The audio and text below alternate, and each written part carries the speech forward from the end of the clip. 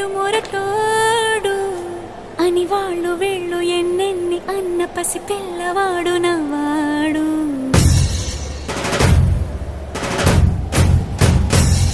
వీడు ముండోడు అని ఊరు వాడ అనుకున్న గాని మహారాజు నాకు నవ్వాడు.